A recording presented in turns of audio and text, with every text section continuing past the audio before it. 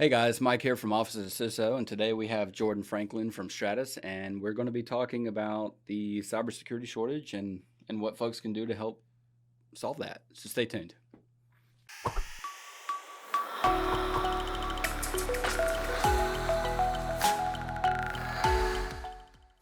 All right, guys.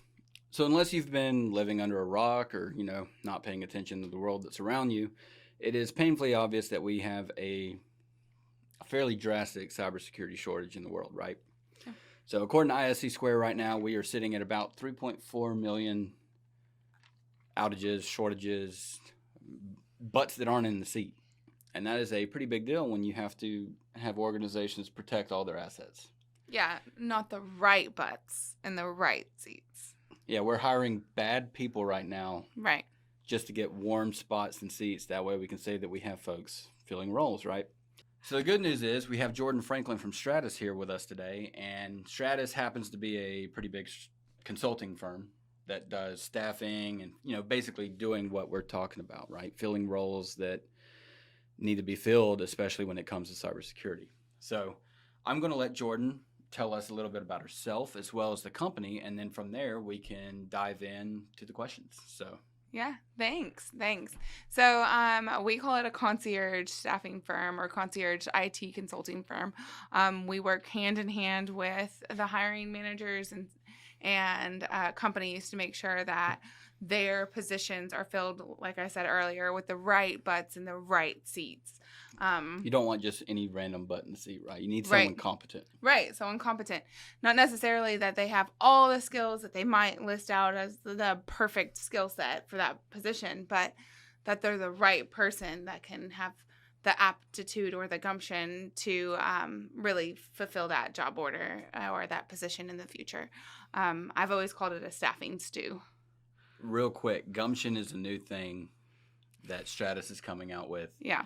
It is going to help put the proper butts in the proper seats. This is not a sponsored video by any means, but if you are like me and you work in state, local, or federal government or a major organization, the biggest thing what we fight with is getting the quality people in the seats that need to be there, right? Yeah. And gumption's going to help with that. So that's kind of like a unpaid plug for something that I actually believe in. I think they're doing a great job with it, and I look forward to seeing it in the works. Stay tuned for that in January 2023. Yeah. Absolutely. So. Absolutely. So, and then me as a person, mother of three, wife to Scott, our CEO, a COO at Stratice, and then I'm the CEO of Stratice. So I've been at Stratice for almost 6 years, since 2017, but in the staffing world since 2011. So, And that's actually how we met, right? So yep, absolutely. My whole background is state government for the most part, outside of the industry that I did before. Yeah. And I had the opportunity to meet Jordan while filling roles. Yeah. Yep. Yeah. You mean that? The role that you put me in. Yep. Yeah. I recruited you into state government. That's what you mean, right? Sure. So that's kind of like a short and sweet about my background, but Cool. yeah. So that's me. So tell us a little bit about Stratice. You're actually a fairly large company, especially to be so new. You guys have grown exponentially over the years, and your whole focus is putting the proper butts in the proper seats and helping people do, right? So we're a concierge staffing firm. We go at it a little bit differently than other staffing firms. We make sure that we are working hand in hand with the hiring managers to make sure that their job orders are, if they're not written correctly by HR, that we understand and pick and pull what is in the gray area. And really understand what they're looking for to have on their team, and build that out, and then understand what their strategic vision is year 1, year 3, year 5, and where we're going with that, so that we can find who the right person is for that job. So that's the reason why we call it a concierge staffing firm. A lot of staffing firms go out there and really throw resumes over the fence, right? They're like, okay, this is the job order you gave me. They're seeing what sticks. Right. What's going to stick? This job order you gave me. Here's all the resumes. Like, what's going to stick to the wall? And let's go from there. And then we take it one step further and we say, we want to know your team. We need to know your culture. We need to know where we're going with this. And how are we going to get there? And then we help them devise a workflow. A lot of times that's some of their problem. We devise a workflow to hire the right person. Awesome. In a timely manner. So as you guys can see, we have someone that's actually got firsthand experience with the issue, both in the filling role, but also in the developing of the role so that you can get the right applicants anyways. So if you're looking to get into cybersecurity or you're looking to become an ethical hacker or anything like that, this is certainly a video you probably want to pay attention to, because this is going to let you know the hardships that not only the organization that's looking for folks are experiencing, but also the applicants themselves, right? So we're going to jump right in with the questions. We're going to kind of rapid fire them, see if they take us down any rabbit holes, and we'll go from there, right? Okay. So first things first, what hardships are you seeing for applicants specifically while they're trying to land cybersecurity roles?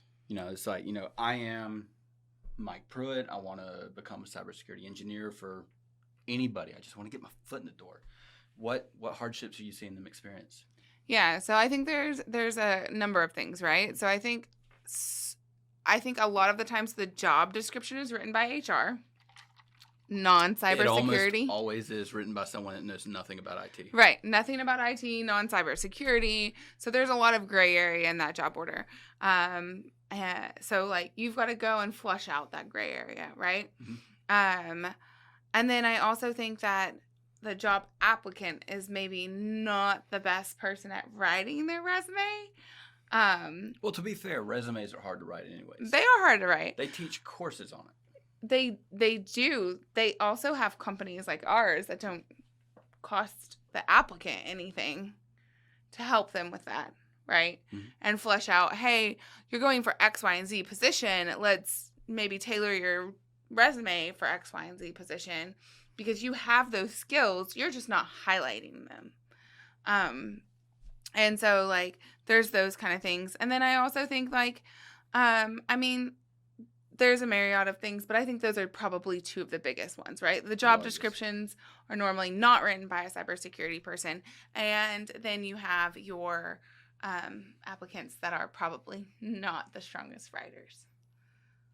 Which will be a detriment for them if they go into a GRC role, but for cybersecurity engineering, SOC analysts, things like that. Right. You don't really have to write that well. Right. That good, that well. Yeah. Yeah. Grammar.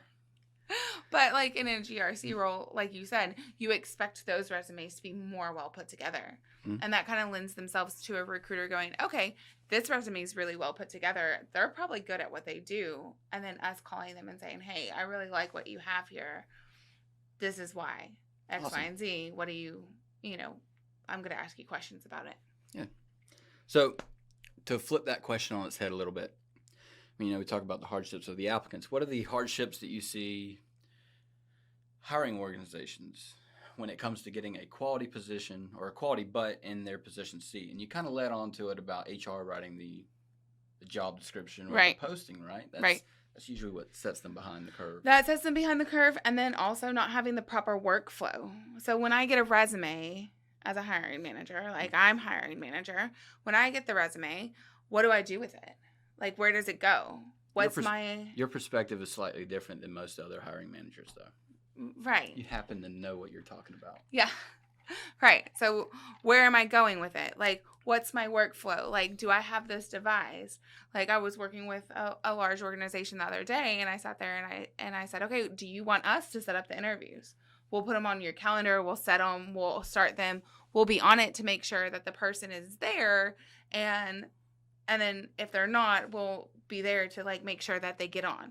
Like, if there's any issues, right? Like, we're there. You fill the gap. You help bridge. Right. Their lack of knowledge. Absolutely. Which is what more organizations need, because traditional HR does not know. In fact, traditional HR will get frustrated because the average cybersecurity salary right now is roughly $130,000, $135,000 a year right now. Yeah. And we're making those, that income without having a master's or a PhD. And if, Lord knows, I work in higher ed. If you don't sometimes not even without having a degree. But in hiring organizations, they're looking at folks that you don't have a master's, Michael Pruett. Why should I pay you that much money? It's like, because my experience in cybersecurity is worth a lot more than your master's in liberal arts. Yeah. Well, and I also think, like, the workflow if it's not devised from the beginning, it slows it down so much that the hiring manager gets frustrated, the candidate gets frustrated. It looks bad on the company. It looks bad on us as Stratice. And then the candidate will back out and go take something else because, Absolutely. hey, this company doesn't have their stuff together. And why am I going to go work for them? Why am I going to interview 6 times with you? Yeah, there's no reason. So that being said, you want to make sure that all of that is fleshed out from our standpoint, right? All of that is fleshed out on the hiring manager side before you get candidates to their door. Absolutely. So that kind of transitions us to our next question, which you've kind of alluded to, right? Is what is Stratice specifically doing to help facilitate or bridge the gap or make life easier for both applicants and hiring organizations? So, yeah, because at the end of the day, you know, I'm hiring bad people to get butts in the seats. What are you guys doing to help make life easier for me as a hirer, both as Office of the CISO or as a state agency or a federal agency? Yeah. And then if I was looking for a job, right? Yeah. I need help. Help me, Jordan. Help me. So I think obviously on the hiring manager side or the company side, our client side, we help them with setting the workflow and getting all of that kind of thing together. But on the candidate side, we make sure that they understand expectations, manage those expectations with them under, hey, you're going after a state agency or a federal position, like it's going to take longer. We've got to be patient. Like we're going to manage those expectations, right? Mm-hmm. You're going after this position with this large client. That might take longer than a startup, right? So we want to make sure all of those things are taken care of. But then also, we have other programs that we have internally that we make sure that our candidates are taken care of too. Because concierge does not just mean that we're concierge to our clients. We're also concierge to our candidates because we want them to be in the right spot that they want to stay and that's the right home for them because we're not successful unless they're successful. So absolutely. That's kind of where we stand in the middle and help both sides. Awesome. I mean, we do negotiations and everything. We sit in direct hire negotiations. So we sit you in handhold everything. both sides. You handhold not only the applicant but the organization probably because at Yeah. this point it's kind of necessary, right? Yeah, we're your wingman, right? So you go to a bar and the hiring manager and the recruiter needs a wingman. I mean, the hiring manager and the candidate needs a wingman. We're the one going in between. You're going to help both me pick parties. up girlfriends? Is that what you're saying? Exactly, yeah. I can live with that. Yeah. So, Jordan, one of the biggest things is, high schools, higher education, the institutions that are supposed to help us get better in life that usually fail. What can they do to actually provide a benefit when it comes to getting into cybersecurity and doing things that we should? Yeah, I think a lot of the times they fail because there's so much red tape to stay up with IT, right? So if they could be more successful if it didn't take so much to get credit courses accredited. When you say red tape, are you implying that IT is evolving too fast, or are you saying that IT evolves faster than the educational system? Which we know. Which higher ed needs to do a better job. High school needs to do a better job. Yeah. K through 12. Yeah, absolutely. So I would say internally at Stratice, we have a Fuse program that we've been trying to get out there and work with state, local education, and then also like higher ed. So that we can work with them and do like apprenticeship programs and internship programs and take those students and create like a little ecosystem of students that can go out and do projects that maybe RFPs, federal, state RFPs, where they can learn on those projects and learn alongside a SME or a senior level staff. So that could be cyber, that could be devs, that could be, learning how to technically write those RFPs, like all of those things. So are you implying that you're big on people actually getting real world experience? Absolutely. I think that's whether it be high school or college. Yeah, and I think a lot of the big the big private and public sector need to do away with some of the higher ed requirements for some positions. Some positions do require it, right? It's good. I know where you're going with this. I have never met an ethical hacker that had a master's or a PhD. No. Actually, I've never met a hacker in general That have any of it. Gray or white or black, it doesn't matter, right? They're tinkerers. They like to play. Yeah, and they taught them, it's self-taught. Or they learned it from someone sitting next to them and doing it. Absolutely. But they didn't just sit there and read it out of a book. They didn't get a 4-year degree on how to pop a phone system. No. So, like, those are the things that you've got to look into, right? So, like, especially in IT, like, we have a doctoral program for doctors, right? Because they're tinkerers. They want to do and see and play and understand, right? Sometimes where they shouldn't. Why don't we have that type of program for IT, right? And, I mean, that could start in high school. Hypothetically, if you're paying them, it really needs to start around 16, so that legal issues. But it could start right then. There's a program in Arkansas. They live up there. They're Razorbacks. I don't hold it against them, though I should as an Auburn fan. Yeah. There's a school in Arkansas in Bentonville, and they graduate last year. They had the top 11 students in cybersecurity came from that one school. They only had, I'm going to botch the numbers, so if they're watching this, I'm very sorry, but I think they only had 20 graduates in cybersecurity, and 11 of them were the top cybersecurity students.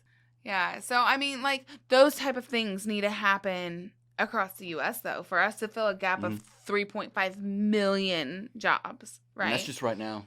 And as we grow and population slows down, it's going to get worse. Absolutely, because you're not taking into consideration the doctors that don't think about their cybersecurity, or other industries that aren't even taking into consideration their cybersecurity right now. Like, at one point in time, law groups were the easiest way to infiltrate large organizations, right? Because they weren't locking down their systems. That makes sense. So cyber hackers were going through the law groups. The people that have attorney-client privilege are the ones getting hacked. Therefore, it's no longer a privilege, right? Right. Yeah. So they were getting hacked.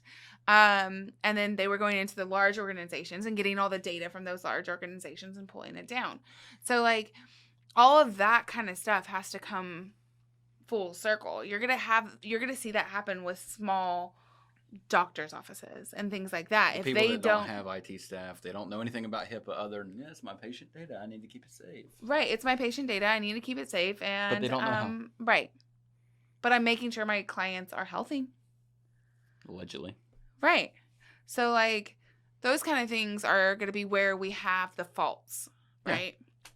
Yeah.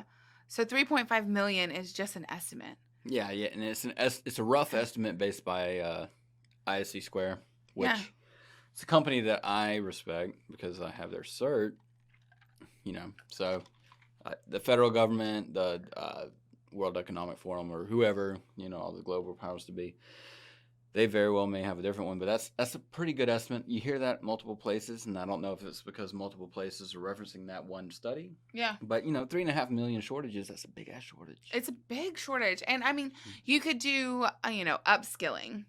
Or you can take vets. There's a vet program where SkillBridge. There's a vet program called SkillBridge where they have, the last 6 months, 4 to 6 months of them working active duty. They can go work for an organization and learn a new skill, right? DoD pays for it. Pays for those 4 to 6 months until they're out. Anytime you can get sponsorship funding, it helps. Yeah. So you can do those kind of things, but that is... we've got to think larger, right? Like, we've got to think next generation. How are we going to make sure the next generation is ready for this? And then we're going to swing so far one way that we need to swing the other way with, like, developers. What else comes after cybersecurity? Well, so like, all that stuff. That's a pretty good angle. So, we're sitting here talking about what can people do to get into roles, what can organizations do to help find roles. Are there specific industries? And I'm not talking, so cybersecurity in general, as you know, is a industry, at least from us, from a career path. Right. But organizations like health, mechanical, engineering, well, that's probably mechanical. I is dumb. Retail, everything that you look at, right? Yeah. Which industry do you see getting impacted the most by things like this? Is it state government not being able to secure their SCADA environments and all that shit, or? So my answer would be anyone that doesn't want to change, but I know Gray where you hairs, want to go. snowheads. Yeah.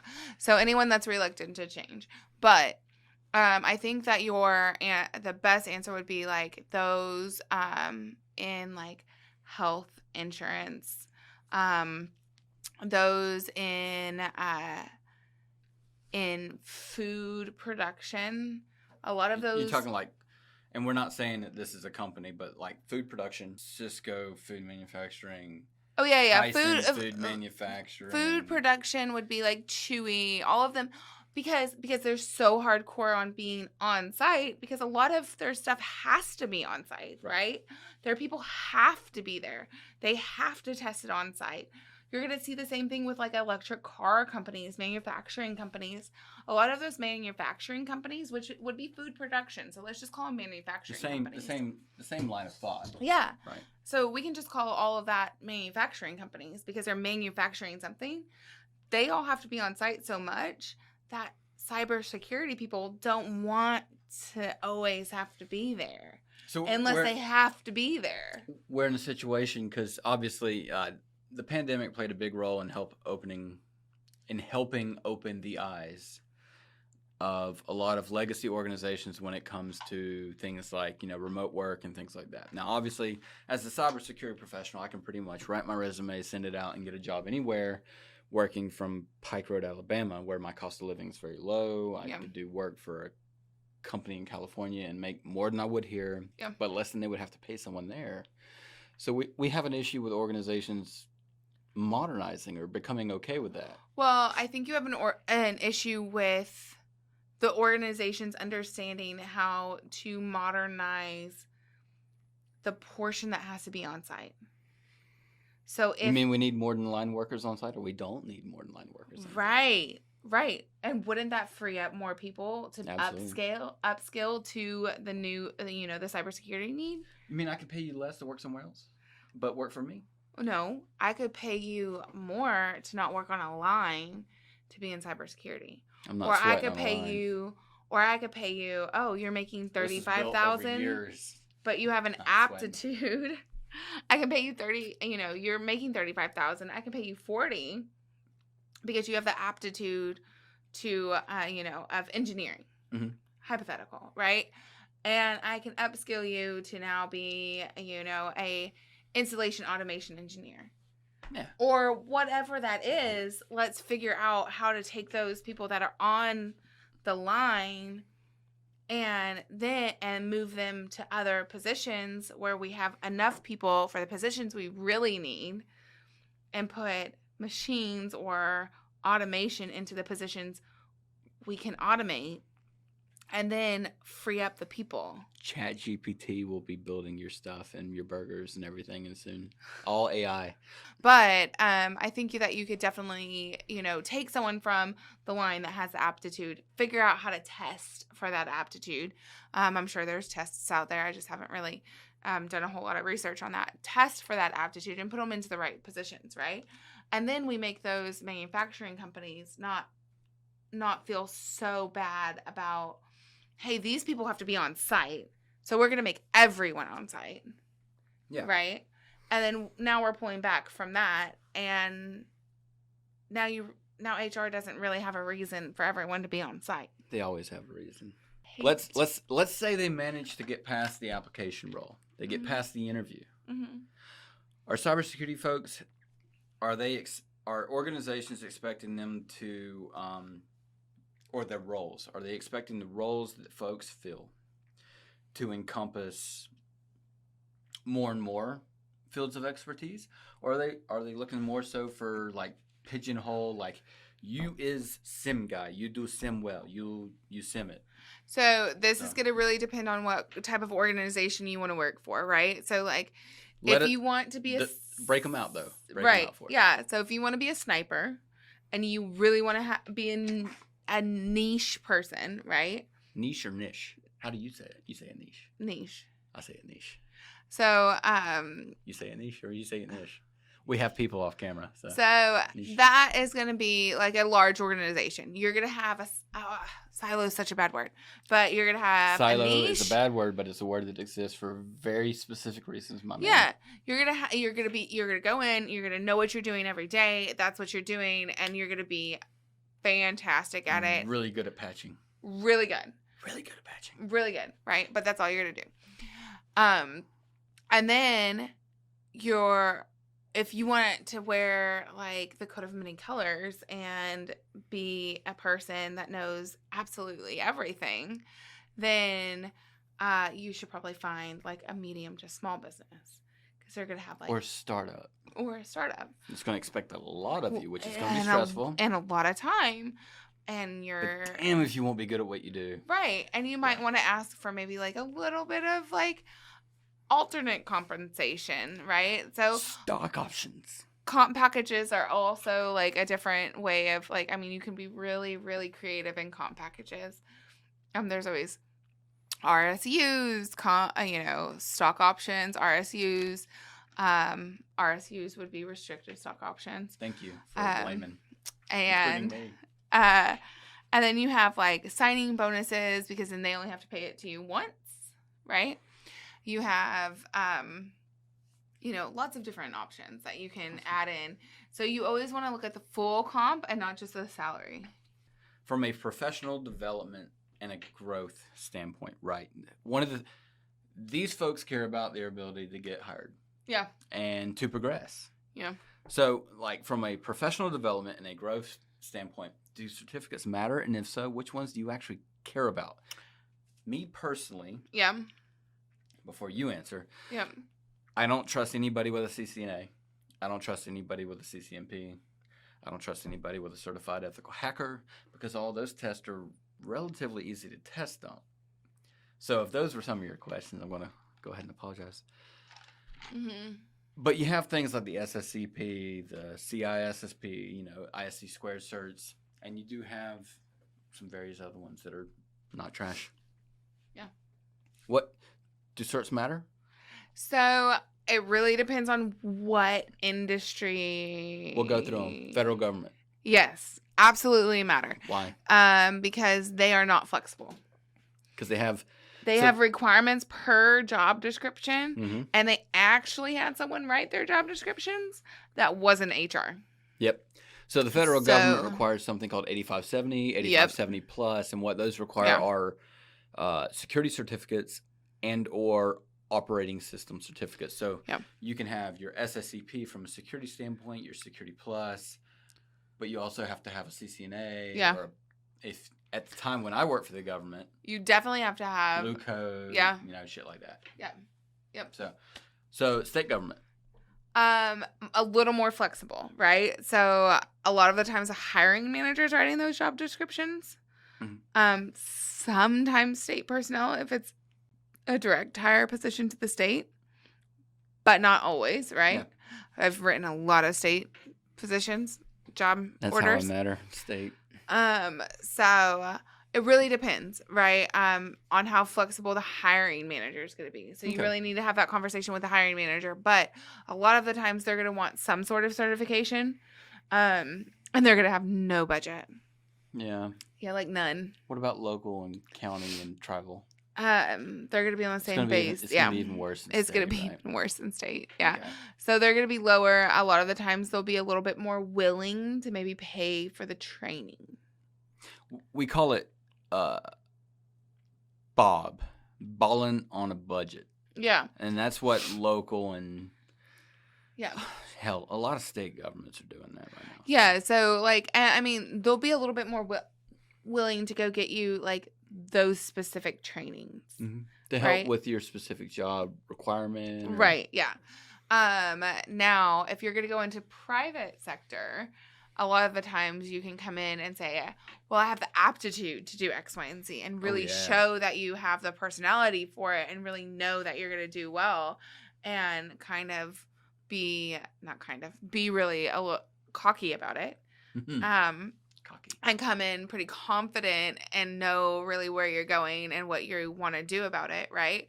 And and they'll have money or training dollars and things like that. And if you don't have that training and you don't have those things, like go in at the offer and say, okay, look, if the offer is even what you want, but go in at the offer. Always ask for more. And always ask for more. It's And just negotiation. at least say, the worst okay, they can say is no. Yeah, absolutely. If you're already a at qualified no. candidate, they're not going to be like, I'm not going to hire you now because you wanted 10 grand and bettering your education to make your job better for me. Right.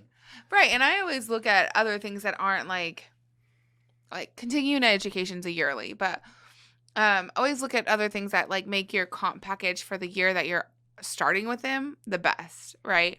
So maybe a signing bonus, something with no Jerry strings Maguire. attached. Show something me the money. Right, but you want no strings attached to a signing bonus, So you can right? leave. So you can leave. Right. That puts the company at a disadvantage because, they better keep you happy. Yeah, I mean, so you want to look at like things like that, right? So a signing bonus, a reload package if they want you to reload, Well, so all different things. How about this? You work for an organization. Let's say you are a help desk technician. Mm-hmm. Maybe you're a customer service rep that works in IT. Mm-hmm. What do you do to move up? Well, I definitely think you have to raise your hand and say, hey, I think I can do X, Y, and Z, and this is where I want to go, and this is my business plan. You mean you Right. want to ask for more responsibility? Absolutely. I know that hurts. I know it hurts. Yeah. Oh, I'm going to make the same money to do more, but that builds rapport. Make sure people know that you know what the hell you're doing. You can. Why are you making the same money? Because, no. So, like, if you're at a help desk, you're like, hold on. Don't let her sales tactics get you. So, no, I'm just kidding. So, when you're working for an organization, you're at a help desk role, right? Mm-hmm. I want to move up to cybersecurity. So, you start doing reports or something that might have a cybersecurity specific nature to them. Yes. It's outside of your normal job description, right? But it proves that you have aptitude. It shows the people that you're working for that you're not just a desk jockey that's sitting there doing tickets, closing, opening, resolving, doing your thing, routing. Yeah. When in doubt, route it out. No, you're a security professional. You just haven't been given the role yet, right? So usually you want a promotion, you got to do a little bit more than what your job expects. Okay, I agree with that. So you could also say your net work is your net worth, right?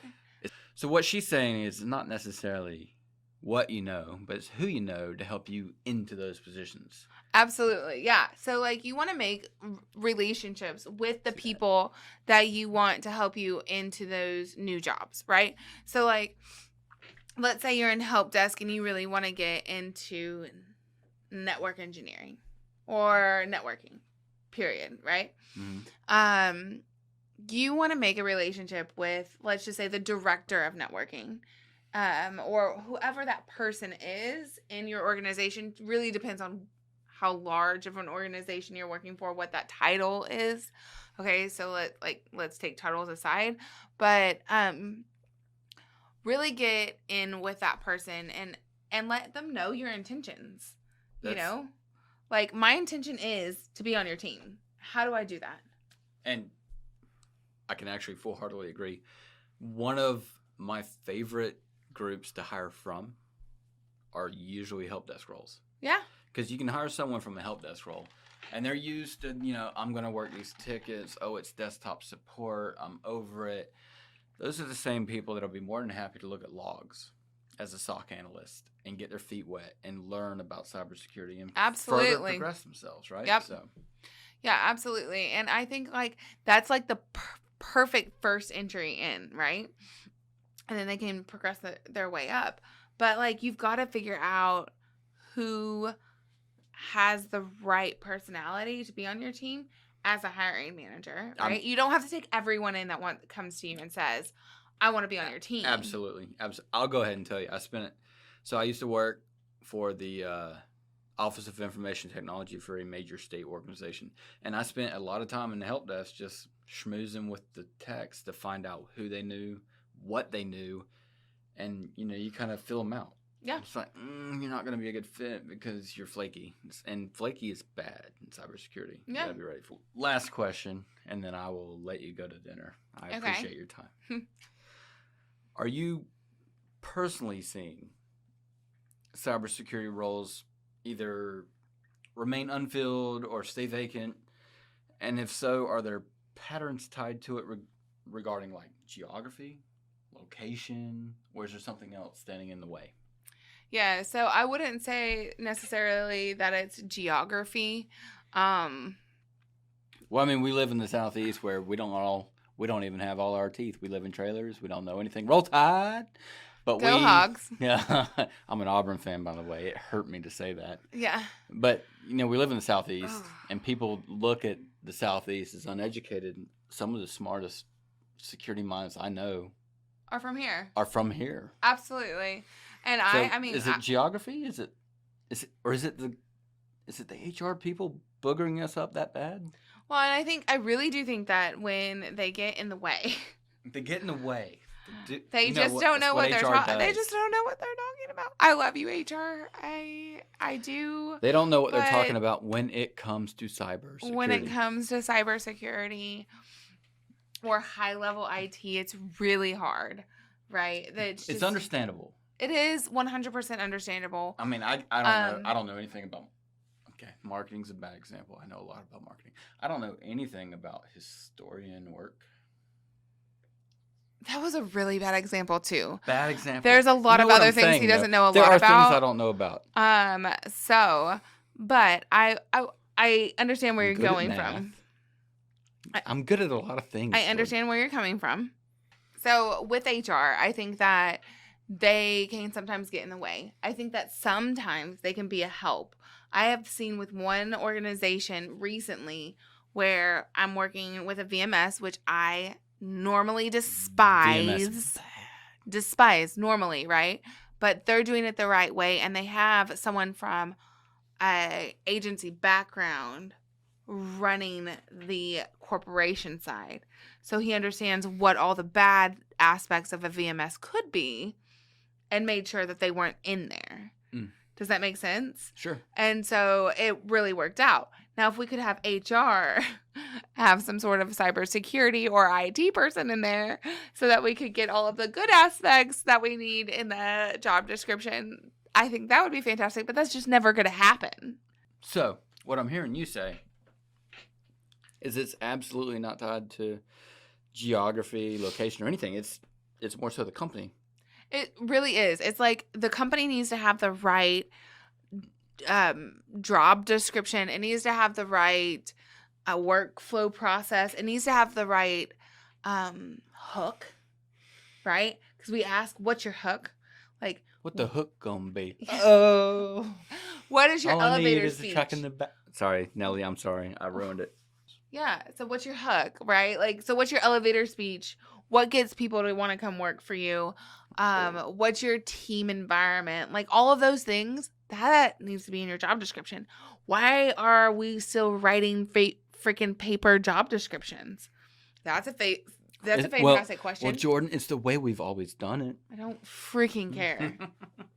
So like these things are all great questions because it needs to be a video, right? This is who we're going to work for. Here's the video. I'm amazing. This is my position. Like, and you're going to come work for me.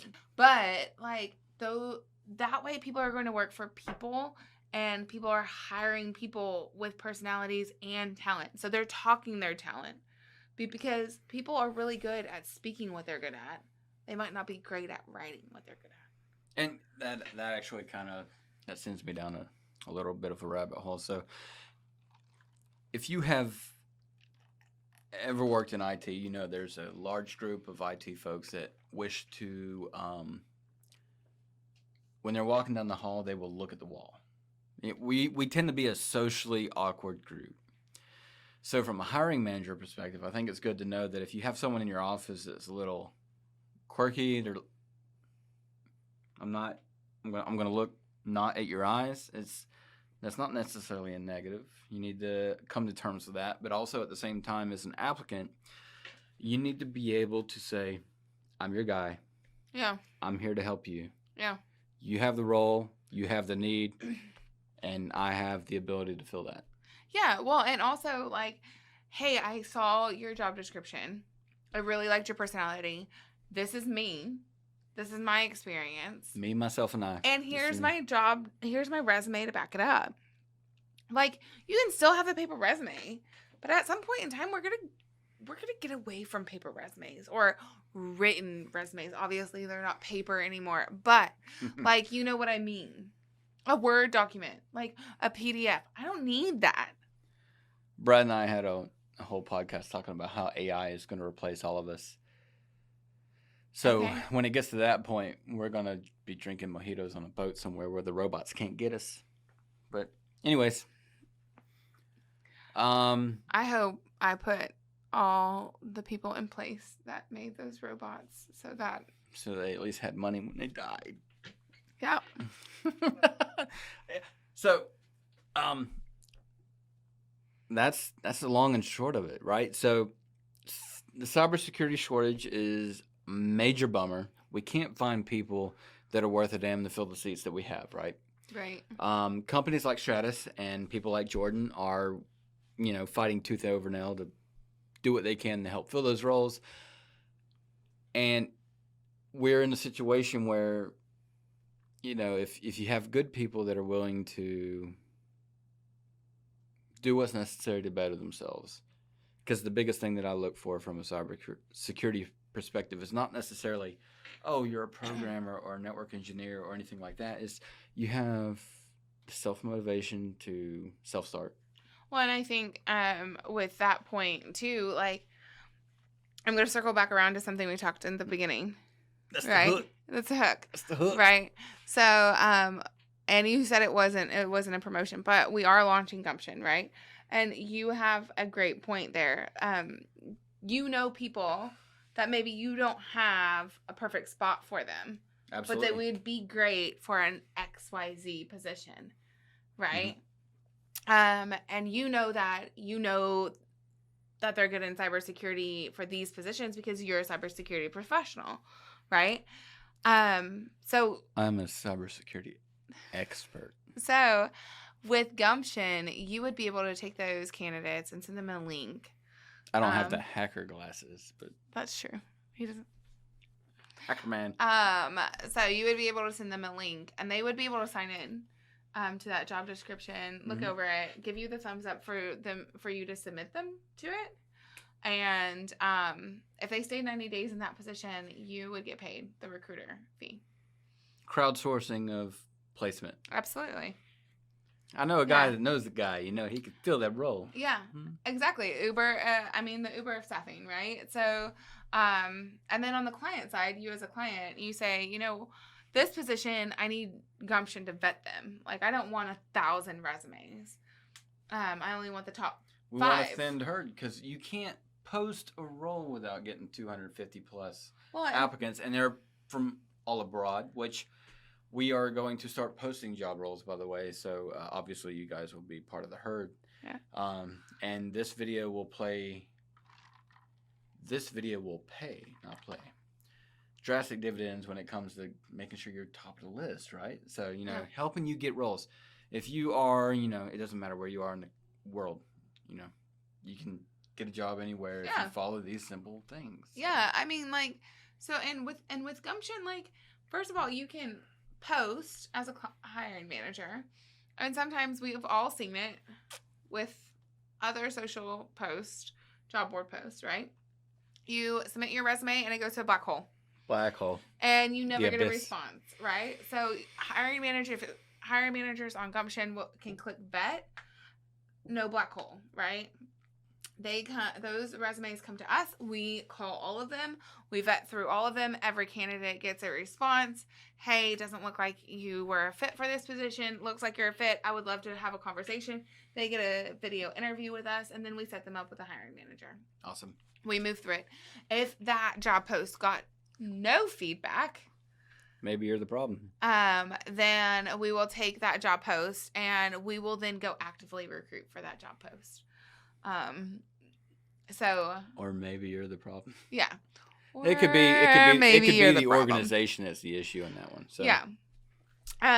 So Gumption would be huge. Like, the difference between a Gumption and a Stratice is very concierge you're the center of our world, right? While Gumption is very, hey, we want to make this easier and streamlined and allow you to set your workflow, which is very drag and drop. It's at scale. Yeah, and it's at scale. And so, like, Gumption is very, the hiring manager can even go in and set his own workflow and say, okay, a Gumption employee is going to set all of my interviews. Okay, this is interviews, Gumption employee tagged. And so every time he moves someone through the process, it gets to interview, it notifies, our Gumption employee. That person sets up the interview with who he wants that person wants to interview, and it goes through the process. So, like, they get to set up their workflow versus us telling them what the workflow should be. Nice. Yeah. So you heard it here first. This is how you get into a role. If you are a hiring organization, this is how you fix your process. Obviously, you're the ones that are broken because you can't fill your roles, right? That's not true. No. At the end of the day, there's a lot of compromise on both sides. Applicants need to learn how to write their resumes and interview properly. Hiring managers and or hiring organizations need to learn how to post a job description that is accurate. There is not a single role in the world that is entry level that requires 5 years experience. No. So hopefully this video provided a little bit of insight into the world of hiring and whatever. I mean, we're cruising on an hour. This is our longest podcast ever, and I am eternally grateful to Jordan for showing up from Stratice. In the future, we will have an interview with Scott Franklin, her husband.